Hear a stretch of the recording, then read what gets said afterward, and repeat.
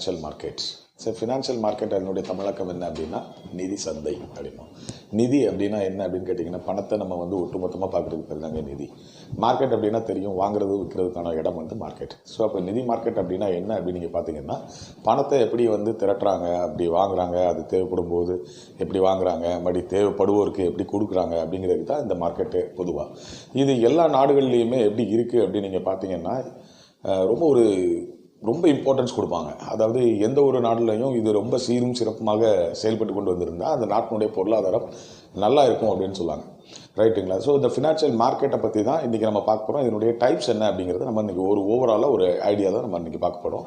சரி, வாங்க நம்ம டாப்பிக்கில் போகலாம். இந்த ஃபினான்ஷியல் மார்க்கெட் அப்படின்னா என்ன அப்படின்னு பார்த்தீங்கன்னா, இங்கே என்ன பண்ணுறாங்க அப்படின்னா, மக்களாக இருந்தாலும் சரி, ஒரு நிறுவனமாக இருந்தாலும் சரி, they are dealing with என்ன அப்படின்னு நீங்கள் பார்த்தீங்கன்னா, செக்யூரிட்டிஸ் அண்ட் கமாடிட்டிஸ் அப்படின்னு சொல்லுவாங்க. அதாவது வாங்குறது விற்கிறது, இந்த செக்யூரிட்டியும் கமாடிட்டியும் எப்படி வாங்குறாங்க, எப்படி விற்கிறாங்க அப்படிங்கிறது தான் இங்கே பார்க்க போகிறோம். இந்த செக்யூரிட்டிஸ்னால் என்ன அப்படின்னு நீங்கள் பார்த்தீங்கன்னா, ஸ்டாக் மற்றும் பாண்ட் அப்படின்னு சொல்லுவாங்க. இந்த ஸ்டாக் அப்படின்னா வேறு ஒன்றும் இல்லைங்க, நம்ம ஷேருன்னு சொல்கிறோம் இல்லையா, அதனுடைய ஒரு ஒட்டுமொத்த, அதாவது ஒரு பெரிய சைஸில் நீங்கள் சொன்னீங்கன்னா ஸ்டாக் அப்படின்னு நம்ம சொல்லுவோம். பாண்ட் அப்படிங்கிறது it is a kind of an agreement or contract.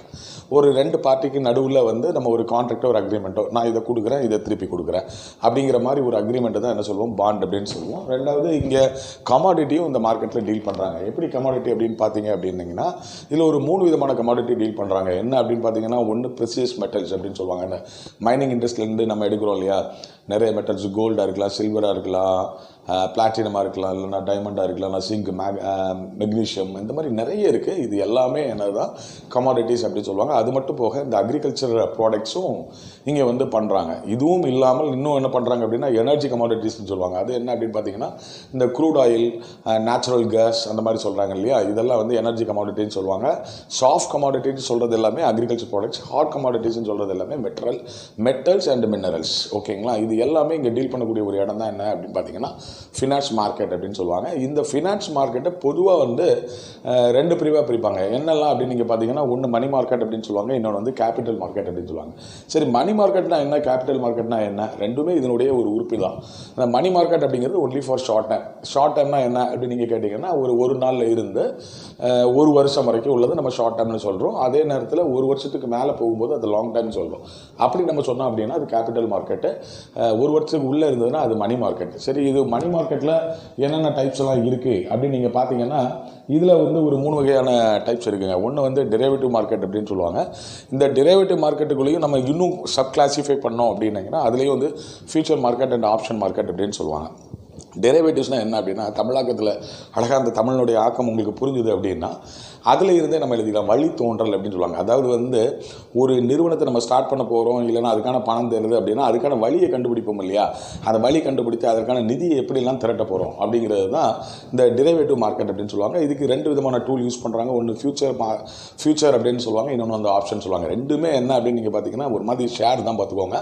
ஆனால் இந்த ஃபியூச்சர் அப்படிங்கிறது என்ன அப்படின்னா, ஒரு ப்ரீ டிடர்மெண்ட், இவ்வளோ முன்னாடியே அதை வாங்கும்போதே அந்த ஷேரை ப்ரீ டிடர்மெண்ட், இவ்வளோ நாளுக்கு இவ்வளோ விலைக்கு, அதை predetermined on period and price, இதைத்தான் நம்ம என்ன சொல்கிறோம், ஃபியூச்சர் அப்படின்னு சொல்லுவோம்.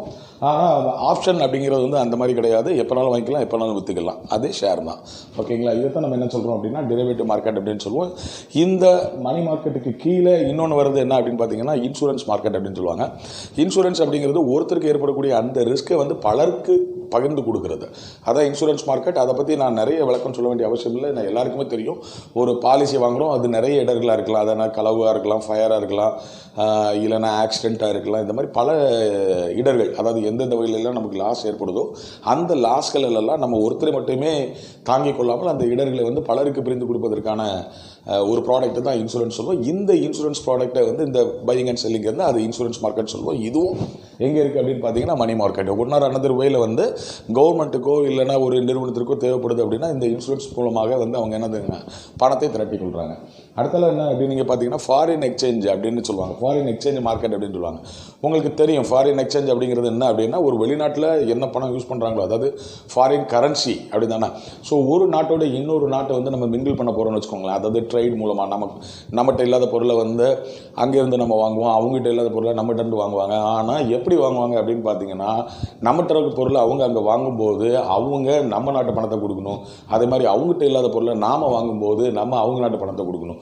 ஸோ இப்போது நம்ம அவங்ககிட்ட வாங்க போகிறோம் அப்படின்னா, ஃபார் எக்ஸாம்பிள் நம்ம யுனைடெட் ஸ்டேட்ஸ்லேருந்து வாங்க போகிறோம் அப்படின்னா, அங்கேருந்து நமக்கு அவங்களுக்கு கொடுக்க வேண்டிய பணம் டாலர் இல்லைங்களா? அப்போ நம்ம டாலர் நம்மகிட்ட கிடையாது. அப்போ நம்ம டாலர் வாங்கணும் அப்படின்னா ஒரு எக்ஸ்சேஞ்ச் ரேட் அப்படின்னு ஒன்று இருக்குது பார்த்துக்கோங்க. அதாவது வந்து ஒரு டாலர் வாங்கினதுக்கு இன்றைக்கி ஒரு ஏறத்தாழ நம்ம வந்து ₹70 ₹75 நம்ம கொடுக்க வேண்டியிருக்கு. ஸோ அந்த எக்ஸ்சேஞ்ச் ரேட்டை ஃபிக்ஸ் பண்ணி இதை வந்து வாங்குறதுக்கு விற்கிறதுக்கும், அதாவது நம்மளுடைய கரன்சியை கொடுத்துட்டு அவங்க கரன்சியோ இல்லை அவங்க கரன்சியை கொடுத்துட்டு நம்ம கரன்சியோ அதை வாங்குறதுக்கு பயன்படுத்தக்கூடிய மார்க்கெட் தான் என்ன அப்படின்னு நீங்கள் பார்த்தீங்கன்னா ஃபாரின் எக்ஸ்சேஞ்ச் மார்க்கெட் அப்படின்னு சொல்லுவாங்க.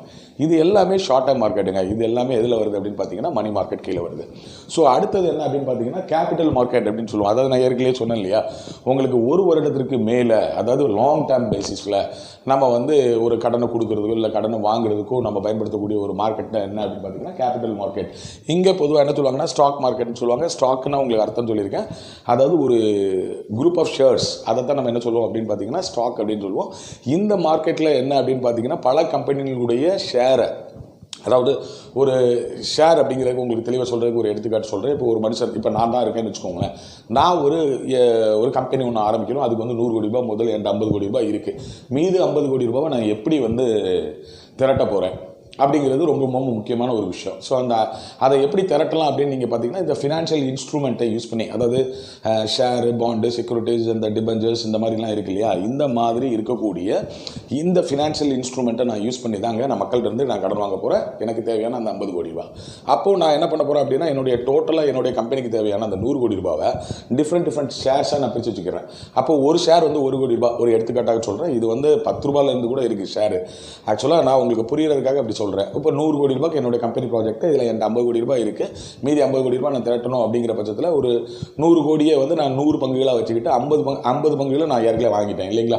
ஸோ ₹50 கோடி என்கிட்ட இருக்கிறனால மீதி இருக்கக்கூடிய அந்த 50 கோடி ஒரு 50 பங்காக வச்சு ஒவ்வொருத்தருக்கா நான் வந்து அந்த ஷேரை கொடுத்து, அதாவது வந்து இன்டெரக்டாவோ இல்லை டேரெக்டாவோ நான் அவங்களை என்ன பண்ணிக்கிறேன் அப்படின்னு பார்த்தீங்கன்னா அவங்களே என்னோட பிஸ்னஸில் ஒரு ஓனராகவோ இல்லை ஒரு பார்ட்னராகவோ கன்சிடர் பண்ணி என்னோட பிஸ்னஸ் வளரும்பொழுது அதிலிருந்து கிடைக்கக்கூடிய ப்ராஃபிட்டை அவங்க பங்குகளுக்கு ஏற்ற மாதிரி நான் கொடுப்பேன். அதாவது வந்து 50 பேரை நான் வந்து ஒவ்வொரு ₹1 கோடி நான் வந்து ஷேர் ஹோல்டராக சேர்த்துருக்கேன். 50 கோடி என் கையிலேருந்து போட்டு 50 ஷேர் நான் வச்சுருக்கேன் இல்லைங்களா? ஸோ ஆக மொத்தத்தில் இந்த ₹100 கோடி இப்போ ₹100 ப்ராஃபிட் வருது அப்படின்னா அதை 100 பங்காக வச்சு என்கிட்ட 50 பங்கு இருக்கக்கூடிய காரணத்தினால நான் ₹50 எடுத்துக்குவேன். மீதி இருக்கக்கூடிய அந்த 50 ஷேரை வந்து 50 பேர் கொடுத்துருக்கேன் இல்லையா, அவங்களுக்கு ஒவ்வொரு பங்கை நான் கொடுத்துருவேன். அப்போ ₹100 ப்ராஃபிட்னா எனக்கு ₹50, அந்த 50 ஷேரை ஒவ்வொன்றா வச்சுருக்காங்க இல்லையா, அவங்களுக்கு ஒரு ஷேருக்கு ₹1 மேனிக்கு எல்லாமே கொடுத்துருவேன். இதுதாங்க ஷேரு அப்படின்னு நம்ம சொல்கிறோம். இது தான் நம்ம எப்படி வாங்குறது விற்கிறது அப்படிங்கிறதுக்குள்ளது தான். அந்த ஷேரை வந்து நம்ம எப்படி வாங்க போகிறோம், என்னோட கம்பெனி நான் என்ன பண்ண போகிறேன் அப்படின்னு சொல்லி இதன் மூலமாக, அதாவது செபின்னு நம்ம சொல்லுவோம், செக்யூரிட்டி எக்ஸ்சேஞ்ச் போர்ட் ஆஃப் இந்தியான்னு சொல்லுவோம். அவங்க தான் இந்த கேபிட்டல் மார்க்கெட்டை ரெகுலேட் பண்ணுறாங்க. நான் மணி மார்க்கெட் சொல்லும்போது உங்களுக்கு சொல்ல ஒன்று மறந்துட்டேன். அதாவது என்ன அப்படின்னு நீங்கள் பார்த்தீங்கன்னா மணி மார்க்கெட்டை ரெகுலேட் பண்ணுறது யார் அப்படின்னு பார்த்தீங்கன்னா ரிசர்வ் பேங்க் ஆஃப் இந்தியா, நம்ம இந்தியாவில். ஓகேங்களா? ஸோ இப்போ உங்களுக்கு ஸ்டாக் மார்க்கெட்னா என்னென்னு உங்களுக்கு புரிஞ்சிருக்கும். ரெண்டாவது பாண்ட் மார்க்கெட் அப்படிங்கிறது இட் இஸ் அன் அக்ரிமெண்ட். நான் இந்த காலத்தில் நீங்கள் வந்து எனக்கு ஒரு ₹1000 கொடுங்க, அந்த ₹1000 வந்து இவ்வளோ காலத்துக்குள்ளே நான் உங்களுக்கு திருப்பி தந்துடுறேன், ஆனால் வித் இன்ட்ரெஸ்ட். ஓகேங்களா? ஸோ ₹1000 5% இன்ட்ரெஸ்ட்டோ இல்லை 8% இன்ட்ரெஸ்ட்டோ 10% இன்ட்ரெஸ்ட்டோ அதை தான் நான் வந்து என்ன செய்கிறேன், பாண்டுங்கிற மூலமாக எழுதி வாங்கிக்கிறேன். இதை வந்து பாண்ட் மார்க்கெட், இதை விற்கிறது வாங்குறது இருக்கக்கூடிய இடம் வந்து பாண்ட் மார்க்கெட் அப்படின்னு சொல்லுவோம். இந்த ஸ்டாக் மார்க்கெட்டுக்கும் பாண்ட் மார்க்கெட்டுக்கும் என்ன வித்தியாசம் அப்படின்னு பார்த்தீங்கன்னா, ஸ்டாக் மார்க்கெட்டில் நம்ம வந்து பார்ட்னராகவோ ஓனராகவோ சேர்றோம். அங்கே கம்பெனி என்ன ஈட்டுதோ, அதாவது லாபம் கிடைக்குது, ஸோ ப்ராஃபிட் நமக்கு கிடைக்குது. அதை தான் நம்ம என்ன சொல்கிறோம், ஸ்டாக் மார்க்கெட்டில் அந்த ஷேர் வாங்குற மூலமாக நமக்கு ப்ராஃபிட் கிடைக்குது. பாண்ட் மார்க்கெட்டை பொறுத்த வரைக்கும் நமக்கு இன்ட்ரெஸ்ட் கிடைக்கும். ஓகேங்களா? ரைட். கமாடிட்டி மார்க்கெட்னா ஏற்கனவே நான் சொன்னேன், இந்த கமாடிட்டியை பொறுத்த வரைக்கும் இந்த மெட்டல்ஸை விற்கிறது, அதாவது கோல்டாக இருக்கலாம், சில்வராக இருக்கலாம், டைமண்டாக இருக்கலாம், பிளாட்டினமாக இருக்கலாம், இல்லை ஈவன் க்ரூட் ஆயிலாக இருக்கலாம். இந்த மாதிரி நிறைய பொருட்களை வந்து வாங்கி விற்கக்கூடிய அந்த மார்க்கெட்டுக்கு பேர் தான் என்னதுங்க, கமாடிட்டி மார்க்கெட் அப்படின்னு சொல்லுவோம். இப்போ உங்களுக்கு வந்து கேபிட்டல் மார்க்கெட் அண்ட் மணி மார்க்கெட்டை பற்றி ஒரு ஓவரால் ஐடியா தெரிஞ்சிருக்கும். ஆனால் இதில் நிறைய இன்ஸ்ட்ருமெண்ட்ஸ் வந்து அவங்க யூஸ் பண்ணுறாங்க. மேபி மணி மார்க்கெட்டில் இருக்கக்கூடிய இன்ஸ்ட்ருமெண்ட் என்னென்ன அப்படின்னு நீங்கள் பார்த்தீங்கன்னா, ட்ரெஸரி பில்ஸ் இருக்குது, கமர்ஷியல் பேப்பர்ஸ் இருக்கும், certificate of deposit, cash management bill, repurchase agreement and bankers acceptance, இதெல்லாம் அதில் இருக்கக்கூடிய இன்ஸ்ட்ருமெண்ட்ஸ். இதை ஒவ்வொன்றை பற்றியும் நம்ம திரும்ப பார்க்கணும். ரைட்டுங்களா? ஸோ இன்றைக்கி நம்ம பார்க்கக்கூடிய இந்த வீடியோவில் நம்ம ஓவராலாக வந்து ஃபினான்ஷியல் மார்க்கெட்னா என்ன அப்படிங்கிறத பார்க்குறோம். ஸோ வரக்கூடிய அடுத்தடுத்த வீடியோவில் நம்ம என்ன பண்ணலாம் அப்படின்னா, மணி மார்க்கெட்னா என்ன, கேபிட்டல் மார்க்கெட்னா என்ன, இன் டீட்டெயிலாக நம்ம பார்க்க போகிறோம். அதில் இருக்கக்கூடிய ஒவ்வொரு இன்ஸ்ட்ருமெண்ட்டும் என்னென்னங்கிறத பார்க்க போகிறோம். ஏன்னா இந்த பேங்கிங் எக்ஸாம் எழுதக்கூடியவங்களுக்கு என்ன கேட்பாங்கன்னா, இப்படி ஓவராலாக இதை மட்டும் கேட்க மாட்டாங்க. இந்த ஒவ்வொரு இன்ஸ்ட்ருமெண்ட்டும் வந்து யார் வெளியிடுறாங்க, எவ்வளோ காலத்துக்கு வெளியிடுறாங்க, எவ்வளோ அமௌண்ட்டுக்கு வெளியிடுறாங்க, அந்த மாதிரி விஷயங்கள் என்ன பர்பஸ்க்காக வெளியிடுறாங்க, அதைத்தான் பேஸ் பண்ணி உங்களுக்கு கொஸ்டின் இருக்கும். ஸோ இது உங்களுக்கு இந்த ஓவரால் ஒரு ஐடியா கிடைச்சா மட்டும்தான் இதை இன்ட்ரெஸ்ட்டாக படிக்கும்போது உங்களுக்கு மறக்காது. அது மட்டும் இல்லாமல் எந்த டைமில் நீங்கள் யார் கேட்டாலும் ஒரு கதை மாதிரி நீங்கள் என்ன செய்ய முடியும், விளக்கி சொல்ல முடியும் அப்படின்னு சொல்லுவோம். சரி, இந்த கேபிட்டல் மார்க்கெட், மணி மார்க்கெட் போக ஃபினான்ஷியல் மார்க்கெட்டில் வேறு என்னென்ன மார்க்கெட் இருக்குது அப்படின்னு நீங்கள் பார்த்தீங்கன்னா, ஈக்விட்டி மார்க்கெட் அப்படின்னு சொல்லுவோம். ஈக்விட்டி மார்க்கெட் அப்படிங்கிறது ஒரு கம்பெனியுடைய ஷேரை நாம் வாங்கி ஒரு ஓனர்ஷிப்பை எடுத்துக்கிறது. அதே மாதிரி நமக்கு எப்போ வேண்டாம் அப்படின்னு நம்ம நினைக்கிறோமோ அப்போ நம்மளுடைய ஓனர்ஷிப்பை இன்னொருத்தருக்கு நாம் எவ்வளோ பணமோ கொடுத்தோமோ, இல்லை அன்னைக்கு அந்த கம்பெனியுடைய நிலைமையை பொறுத்து, அதுக்கு அந்த ஷேருக்கு இருக்கிற டிமாண்டை பொறுத்து அதை மறுபடியும் நாம் இன்னொருத்தருக்கு விற்றுக்கிறதுக்கு உள்ள ஒரு வசதியான ஒரு இடம் தான் ஈக்விட்டி மார்க்கெட் அப்படின்னு சொல்லுவோம். இந்த டெப்ட் மார்க்கெட் அப்படிங்கிறது, இந்த டெப்ட் மார்க்கெட் அப்படிங்கிறத பொறுத்த வரைக்கும் என்ன அப்படின்னு பார்த்தீங்கன்னா, கடன், அதாவது ஒரு நிறுவனத்தை நடத்துவதற்கோ ஒரு கம்பெனி ஸ்டார்ட் பண்ணுறதுக்கோ நமக்கு தேவைப்படுது இல்லையா, இந்த கடனை வந்து கொடுக்கக்கூடிய ஒரு மார்க்கெட். அதுக்கு நிறைய இன்ஸ்ட்ருமெண்ட்ஸ் இருக்குது, ரைட்டுங்களா? ஸோ அதைத்தான் நம்ம என்ன சொல்கிறோம் அப்படின்னு பார்த்தீங்கன்னா டெப்ட் மார்க்கெட் அப்படின்னு சொல்லுவோம். அதுக்கடுத்தது என்ன, ஃபினான்ஷியல் சர்வீஸ் மார்க்கெட் அப்படின்னு சொல்லுவோம். இந்த ஃபினான்ஷியல் சர்வீஸ் மார்க்கெட் என்ன அப்படின்னா, ஃபினான்ஷியல் இன்ஸ்டிடியூஷன்ஸ் இருக்கு இல்லையா, அவங்க யூஸ் பண்ணக்கூடிய இன்ஸ்ட்ருமெண்ட்டை ப்ரொமோட் பண்ணுவாங்க. அதாவது ஏடிஎம் கார்டாக இருக்கலாம், இல்லை கிரெடிட் கார்டாக இருக்கலாம், இல்லை கிரெடிட் ரேட்டிங்காக இருக்கலாம், இல்லைனா ஸ்டாக் ப்ரோக்கிங்காக இருக்கலாம். இது எல்லாத்தையுமே வாங்கக்கூடிய இடம், விற்கக்கூடிய இடத்த தான் நம்ம என்ன சொல்கிறோம் அப்படின்னா ஃபினான்ஷியல் சர்வீஸ் மார்க்கெட்டிங் அப்படின்னு சொல்லுவோம். அதுக்கு அடுத்தது என்ன அப்படின்னு பார்த்தீங்கன்னா டெபாசிட்டரி மார்க்கெட். அதாவது இந்த டெபாசிட்டரி மார்க்கெட்டுக்கு வந்து இதுதான் யாருக்கு மூலதனம் அப்படின்னு பார்த்தீங்கன்னா டெப்ட் மார்க்கெட். அந்த டெப்ட் மார்க்கெட், அந்த கடன் கொடுக்கக்கூடிய அந்த சந்தைக்கு சப்போர்ட் பண்ணக்கூடிய வகையில் இருக்கக்கூடிய ஒரு சந்தை தான் இந்த டெபாசிட்டரி மார்க்கெட் அப்படின்னு சொல்லுவோம். இங்கே வேற ஒன்றுமே கிடையாதுங்க.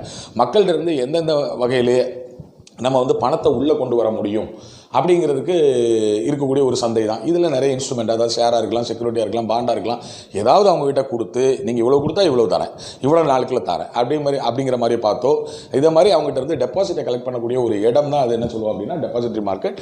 இவங்க தான் யாருக்கு சப்போர்ட் பண்ணுறா அப்படின்னு பார்த்தீங்கன்னா டெப்ட் மார்க்கெட்டுக்கு சப்போர்ட் பண்ணுவாங்க.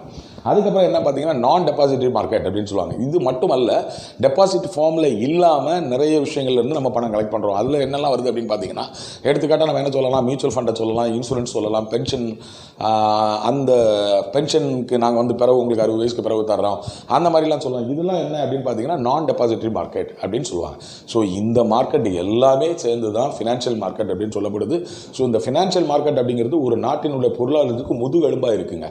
ஸோ இங்கே எந்த அளவுக்கு இது வந்து ஒரு பெரிய பணப்புழக்கம் ஏற்படக்கூடிய ஒரு சந்தை தான் இந்த ஃபினான்ஷியல் மார்க்கெட். இந்த மார்க்கெட்டு ஸ்ட்ராங்காக இருந்தது அப்படின்னா ஒரு நாட்டினுடைய இந்த பொருளாதாரம் வந்து மிக சிறப்பாக அமையும். அவங்க போடக்கூடிய எல்லா பாலிசியாக இருக்கட்டும், எந்த பிளானாக இருக்கட்டும், ஈஸியாக இம்ப்ளிமெண்ட் பண்ண முடியும். அவங்களுடைய அப்ஜெக்டிவை எளிதில் அவங்க என்ன செய்ய முடியும், ரீச் பண்ண முடியும்.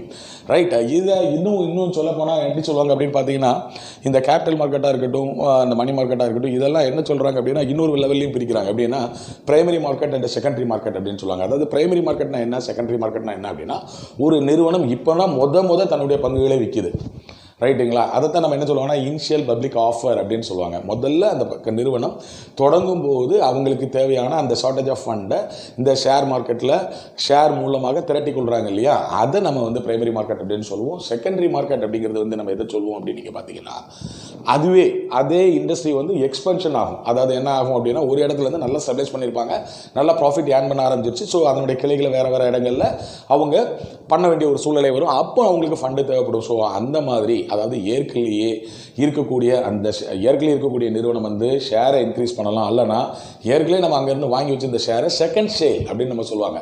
அந்த செகண்ட் சேல் இருக்கக்கூடிய மார்க்கெட்டை வந்து செகண்டரி மார்க்கெட் அப்படின்னு சொல்லுவோம். ஸோ இன்றைக்கி இந்த செஷனில் நான் என்ன நினைக்கிறேன் அப்படின்னா, ஒரு ஓவராலாக உங்களுக்கு ஃபினான்ஷியல் மார்க்கெட்னா என்ன அப்படின்னு தெரிஞ்சிருக்கும். இதை தொடர்ந்து நம்ம என்ன பண்ண போகிறோம், வரக்கூடிய வீடியோவில் வந்து என்னென்னா கேபிட்டல் மார்க்கெட்னா என்ன, மணி மார்க்கெட்னா என்ன, அதற்கான யூஸ் பண்ணக்கூடிய இந்த ஃபினான்ஷியல் இன்ஸ்ட்ருமெண்ட்ஸ் என்னென்ன, ட்ரெஷரி பில்னா என்ன, கேஷ் டெபாசிட்னா என்ன, இந்த மாதிரி ஒவ்வொரு இன்ஸ்ட்ருமெண்ட்டை பற்றியும் நம்ம டீட்டெயிலாக வரக்கூடிய வீடியோவில் பார்ப்போம். தவறாமல் பாருங்கள். ஸோ இந்த வீடியோ உங்களுக்கு பிடிச்சிருக்க பட்சத்தில் லைக் பண்ணுங்கள், உங்கள் நண்பர்களோட ஷேர் பண்ணுங்கள். சப்ஸ்கிரைப் பண்ணாதவங்க தயவுசெய்து சப்ஸ்கிரைப் பண்ணுங்கள், பெல் பட்டனை அமுக்க மறந்துடாதீங்க, ரைட்டுங்களா? ஸோ அடுத்த டாப்பிக்கில் உங்களை வந்து சந்திக்கிறேன். அதுவரை உங்களிடமிருந்து விடைபெறுவது உங்கள் அண்ணன் முத்துக்குமார். நன்றி.